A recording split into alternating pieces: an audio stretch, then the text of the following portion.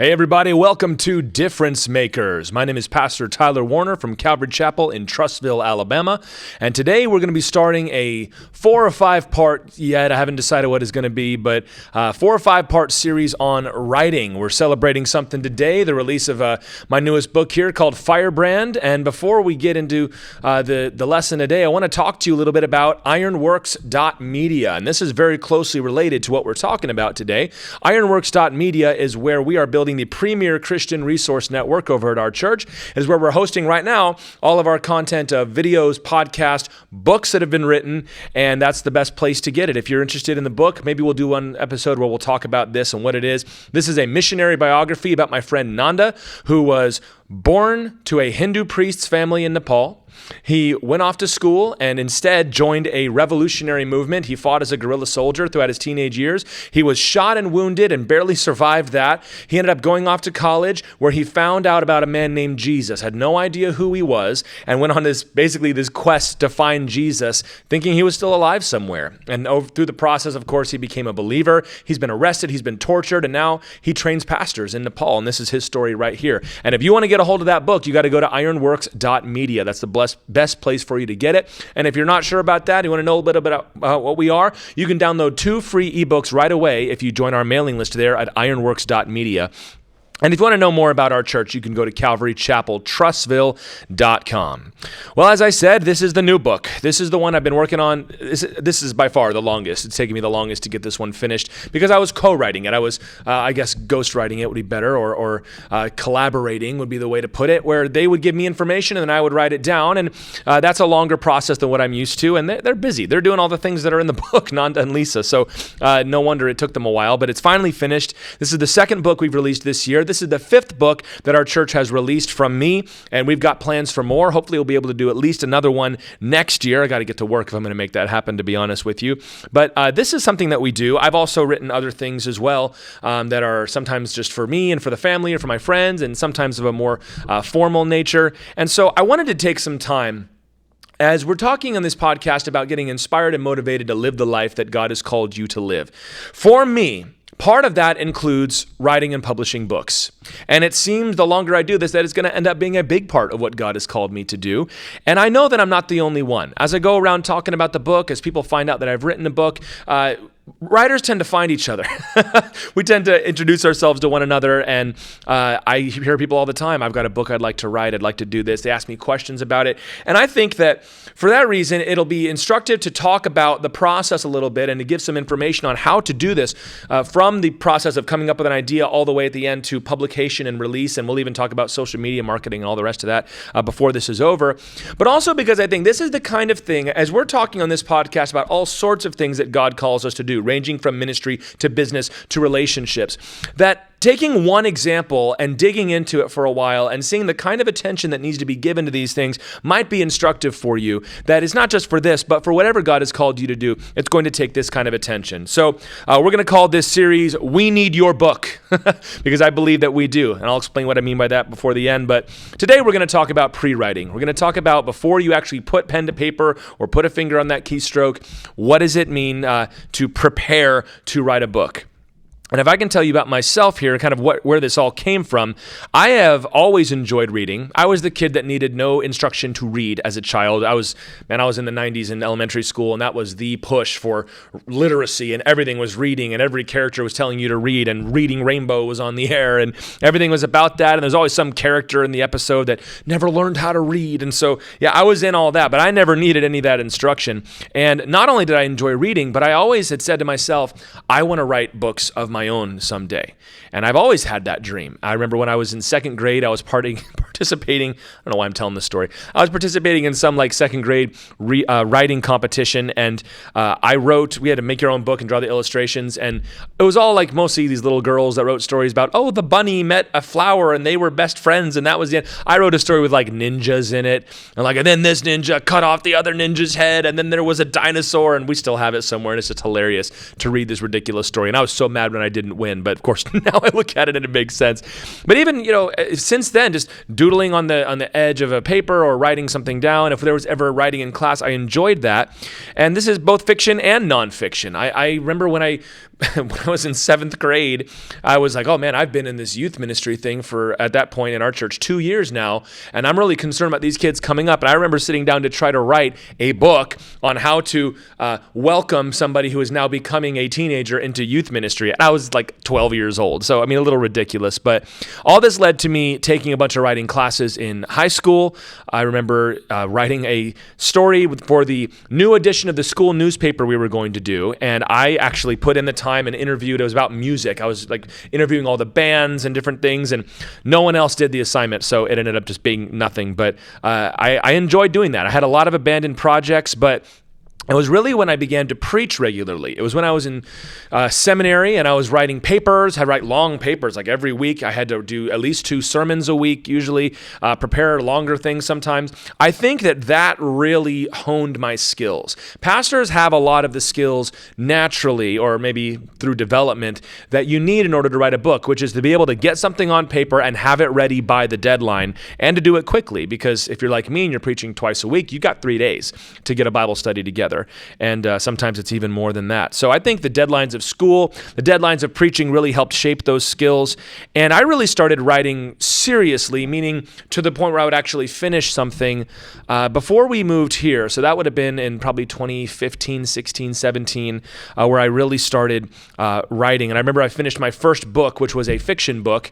It was not great before we left. And then I started the second one, actually. So I've been doing this for a while, probably something on 10 years where I've actually been finishing books, not just writing and doing it. So hopefully that means I've got something to contribute here. I've written papers both for school, and I've been asked to contribute essays for various ministry groups who want to know about a certain issue.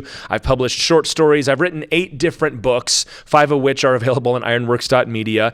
And it's interesting to think about because somewhere along the line, I became an author. Somewhere along the line, I crossed over from being somebody who wanted to write books and kind of had this stupid idea that lots of people have, to where now people call me and they say, hey, I'm looking to write a book. What do you recommend? Or I had a table at a conference recently where I had 5 of my books out and I was selling books. And I'm like, when did this happen? Not like I'm getting rich off of it, but something that I've done is actually contributing to my life. So here we are. And I think, therefore, I can maybe have something to contribute, maybe more so than being a 2-year member of the youth group, writing a recommendation guide for people. But I'm saying this because I know I'm not alone. There are many, many people who want to be writers. And as I said, we have a tendency to find each other. There's all these subcultures online. You can usually find a writers group in your high school or your college or just around town.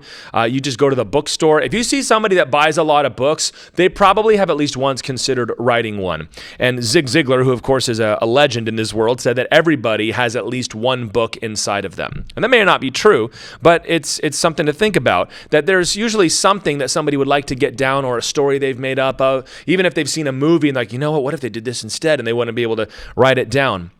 And I have met so many people who have been tinkering with an idea, especially pastors who've got like a half-baked manuscript. They've got an outline. They've got a sermon series they did that they think would make a good book.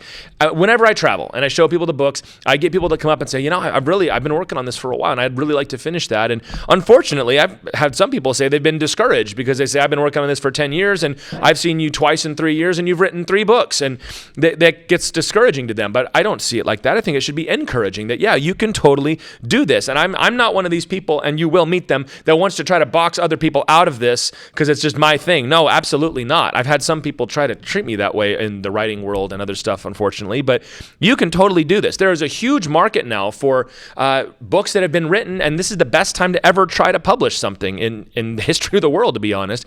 And not only that, there's a huge market for information like I'm going to give out today. And if you are interested in writing a book, you've probably watched more than a few podcasts about this. But hopefully just me coming at this maybe from a different angle will be helpful to you. Because here's what it is. If part of your Ephesians 2:10 calling from the Lord, if part of the works that God has saved you for to accomplish, and part of the reason he's empowered you by his Holy Spirit is to write, then you need to do it. We need what you have. The Lord has prepared that so that you could walk in it and that we could benefit from it and be edified by it. So let's start here. That's enough of an introduction to this series now. And let's talk about the pre-writing process. It's sort of a cliche that the first question, or the most common question writers always get is, where do you come up with your ideas? Where did you come up with that? Especially guys who write, I guess, speculative fiction. Star Wars. Where did you get that idea from, George? They ask those sorts of questions, and I get this too as a Christian author writing theology books and writing Christian living and that sort of thing. It maybe is a little easier, but people will often ask, what motivated you to write that, or what was it that about that idea that grabbed you? And there's many people who see that as a reason why they could never write anything, is they love the idea of having a book that they've written, which is actually kind of a cliche, actually. They say writers love to have written. Dancers love to dance. Musicians love to play. Writers like to have already finished what they like to do. So they'll say, I can never come up with ideas like that. I can never come at it with that angle. But which is really the wrong way to look about it, because if you look at somebody's book and they came at it with their specific angle and their way of looking at it, you were never going to be able to come with that anyway. You need to realize that you have those same things. And then really, it's not about coming up with ideas. I don't sit there like with a pipe and, kind of think of the next idea. It's about latching onto them when they come. It's about opening up your phone and writing down, hey, check this out. And I cannot tell you how many terrible ideas I have had that just get deleted later. But every book has its own story. For Firebrand, the story of it was, I've heard Nanda's testimony, and everybody he's ever met has said, Nanda, you got to write that book. And they very gratefully, from me, allowed me to help them write it. For this one over here, Desolation of Israel, I just taught a sermon that I thought explained this idea really, really well. And I thought, you know what, I bet I can make a book out of that. And then I did. So it's not always a romantic story of like, I got a lightning bolt from heaven. Every idea has its own story. Sometimes you can come up with an idea. You go, I'd really like to write something about relationships, or I really think we ought to have another book on the Trinity, for example. But that's when you go, okay, but I don't really have, that's a very broad, how do we focus that? And it's easier to focus a general idea or if there's a point that you want to make. If you're doing fiction, sometimes like, I'd like to have a scene where there's a guy who jumps off a roof with a sword and, cuts the bad guy in half or whatever it is. And all right, well, what's going to come from that? Because that's not a book. That's not an idea. In the end, though, you really just have to choose an idea. It's really more about selecting an idea than coming up with an idea. And people ask me all the time, I just finished 2 this year, and they say, well, what's the next one? What are you going to do? And my advice to people is always pick the idea that excites you. You can't do that the whole way through, but when you're starting, pick the one that gets you excited because it'll get you through those early stages, which can be tough to get through. So selecting an idea, you probably already have them. Pick the one that excites you the most and then run with that. Well, once you have the idea, such as we're going to write Nanda's biography, or we're going to write a book about Israel and their state before God right now, or when I wrote a book called Struggle and Surrender, the idea was, I really love this idea of the wilderness. This theme is in the Bible over and over again of going into the wilderness and then coming back changed. And I'm like, I need to make something out of that. So what do you got to do if you have your idea? It's about workshopping the idea. You need to work on it. It's not ready yet. Many people walk around telling you about their ideas, but there's really nothing to it. It's just a thought. If you're writing a fiction book, and this maybe can apply to both of those things, whether you're writing Chronicles of Narnia or, Mere Christianity, rather nonfiction or fiction, right? The question is, in fiction, do you have enough characters? This is a very common thing that I see. People will say, well, I've got this, and here's the guy, and here's what he does, but you end up writing a story with one person in it, just doing thing after thing after thing. There was one time I was writing something, but I realized the idea just didn't have enough people. So I said, I'm going to write down 10 new people, 10 new characters that are going to be in this. Or if you've only got one plot line, that's fine, but it's probably going to be kind of lean. How can you fill it out? What are some other things that can be happening along the way?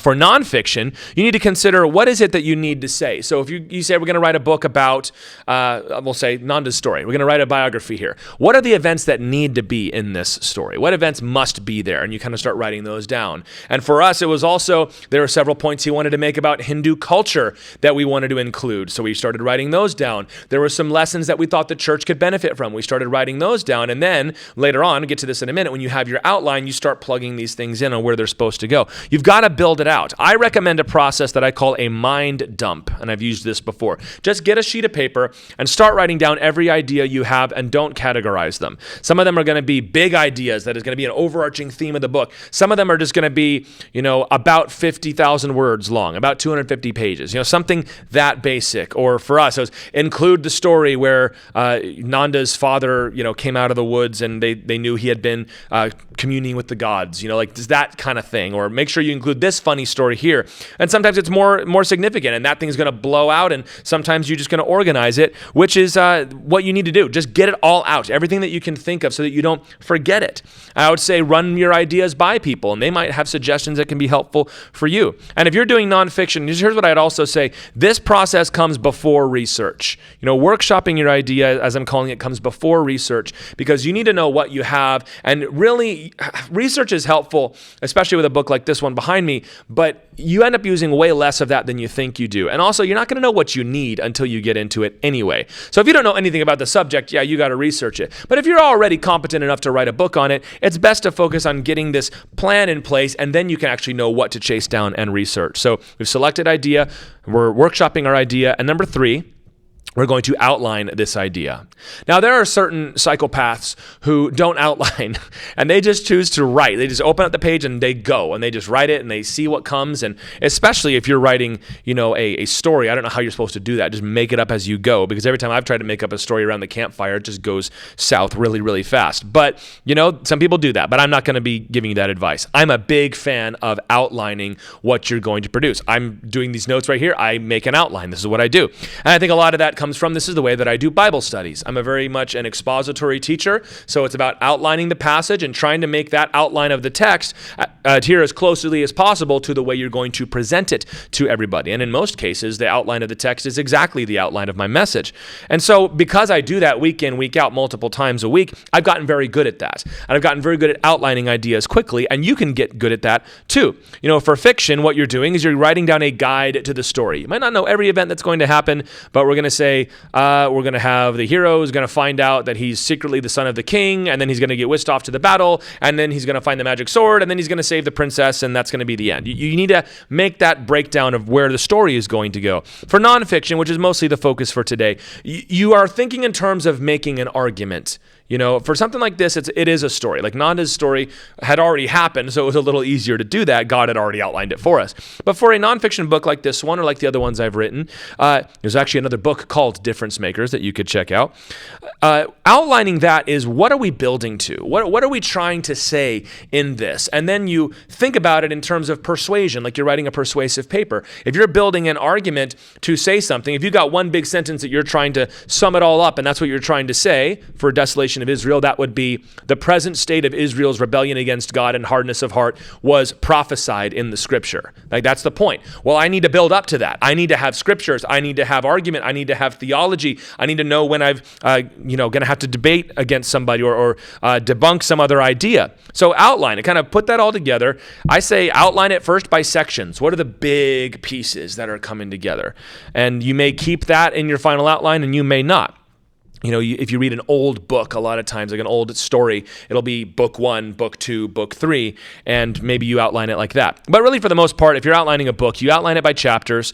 Chapter here, here, here, and you get as many as you're going to need. Nonfiction Christian books tend to have very few chapters. 7 or 8 is not uncommon. This one ended up having 11. The one behind me had 10. So that's pretty typical. And then once you've got your chapters, your big body blows of what you're going to say and making your point. Underneath that, you're going to do the same thing within that bigger point. So if we're going to go points 1 through 10 leads us to our grand idea, we'll break down point number 1, and you're going to break down that to make that same point as well, which is how you can get to longer or shorter chapters, depending on how simple or complex your idea is that you're trying to get. Outline it by headings. If you did this in school with your papers, or if Christian books are actually very good at this, at having headings and even subheadings. That's what I do. I outline the whole book, and then it's chapters, and then within the chapters, it's headings, and within the headings, it's subheadings. And if I feel like this point is too complicated, it might need to have another breakdown, I will do that, although that's unusual. And this is important to remember. Some people don't like outlining because they say, well, if you outline it, then you're stuck to it and you can't change. That's simply not true. We say at our church, a budget exists so that if you need to make a change, at least you're making a change. Same thing in an outline here. You're outlining the book. It's your thing. You can change it anytime you want. But it's helpful to have a structure to follow, and you can always change it later. So a lot of this has to do with, don't take yourself so seriously as you're going through it. So you've selected your idea, you've workshopped your idea, you've outlined your idea. Fourth thing I would recommend, and this will be more or less our final point for today, is to flesh out that idea, to put some meat on the bones. If the outline is the skeleton, we're putting some muscle and some meat on the bones. And I like to do the most basic form of pre-writing here. If I've got an outline and I tend to overheading things, so I'll kind of sometimes go through and just erase the lowest level of headings so that it's not quite so complicated. But then I will go through and I will just bullet point my way through it. This is how I do my sermons too, is I'll outline it and then I'll just put bullet points. Here's what I want to say. And it's not even complete sentences. It's just a thought, a thought, a thought. So if I'm going to make big point under chapter 1, under section 3, maybe subsection B, okay, what is this contributing to the whole book? In order to make that, I'll have to say such, such, and such. And this can almost be at the paragraph level, although I'm never quite that specific in it. This allows me to make sure when I go through and review it, I've already kind of written it. I already kind of know what to say, so that when I get to the next section, it's like, all right, here are the 4 or 5 things you need to say. Go ahead and write those out. It allows me to make sure that I have a place for everything in that mind dump that I did before. I'll be like, oh, I wanted to make this point. Where does this go? Oh, there it is. It's right there. Or maybe it lets me catch any doubles. Quite often in the writing of this book, and actually both of them also, Desolation and Firebrand, I would found that I had already made a point, especially when we're talking about, Nepali culture, we're talking about karma, we're talking about the caste system. There are several places I'm like, I've already kind of made that point. Let's skip on and go to the next one. Or, this section in the back is kind of lean. Let's take this section here that can go anywhere and put it at the back. I found myself explaining the same Bible verses in this Desolation, which is much larger. That's almost a 400-page book. And I was like, all right, you don't need that anymore. And having an outline that is kind of fleshed out like that will be helpful in breaking it down. So select your idea. They're going to come. Just be looking for them and then pick one. Workshop an idea. So get all the pieces together. Make sure you know what it is, not just the single thought, but all of the mess. Dump it out on one piece of paper. Outline it. And if you've got your mind dump, outlining will be very, very easy. Just how are we going to build this argument, nonfiction, and in fiction, what do we need to get to in order to get to the end of the story? And then number 4, flesh out that idea. I recommend just putting in, what am I going to write here? Clever introduction. I've written that before at the beginning of pages. I'll be like, clever introduction, or clever introduction including this Bible verse right here, or tell the story of such and such. That's not anything anybody's ever going to read, but it reminds me of what's supposed to go in that place. And what you can sometimes do is you do your big outline, and then you just deep outline each chapter at a time as you go. That's pre-writing. That's at least my pre-writing process.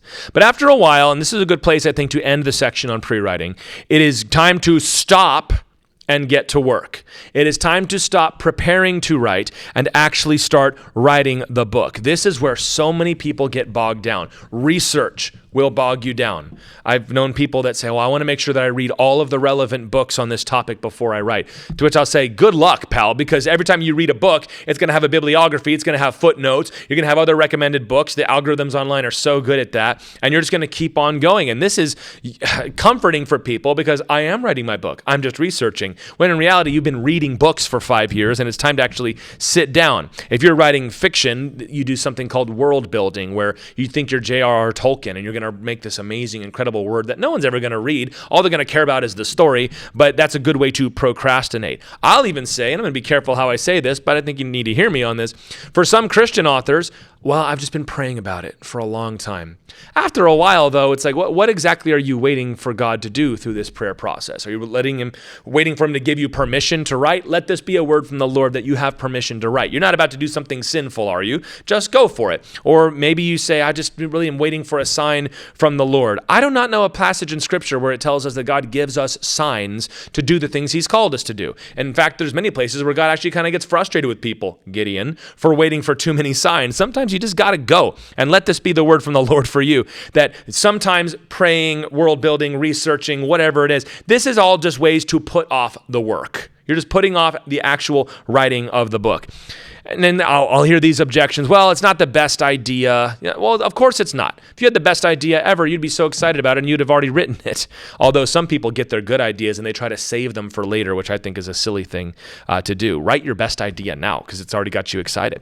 And yes, there will come a part of the process when you're writing where you're going to hate looking at this thing. Do you think I'm so excited to look at these covers of these books anymore? By the time they're released, I'm like, I don't ever want to think about this ever again. It's over. I've had parts in the middle where I'm like, this stupid book is just sitting there weighing on my mind. I've got others that I'm about a third of the way through that if I think about them, I just get frustrated. Yeah, that's going to happen. But if you put in the work to finish it, you'll have something real. So you've got to get started. You don't even need to do as much as I have already listed. Just get down and get started. Take your idea, chart your course forward, and whatever details seem good to you, and then go. There's never been an easier time to write, to edit, to publish a book than right now. And the Christian world, as believers, we have benefited from so many fiction and nonfiction writers both. From the beginning of church history, there have been people writing things down, telling stories, and writing exhortations and sermons and books and theologies and systematic breakdowns of things and Bible studies. It's all needed. If God has put this love in your heart, I strongly encourage you to get to work and make it happen, Captain. Man, this is part of your calling. Maybe this is hard for you to admit, but let me tell you, if God has told you to do it, if this is a love in your heart and you think that you can contribute to the world or to your family or to your church or to the body of Christ through what you've written, then it's part of what God's called you to do. Go for it. Do it with all your ability as the Lord has told us to do.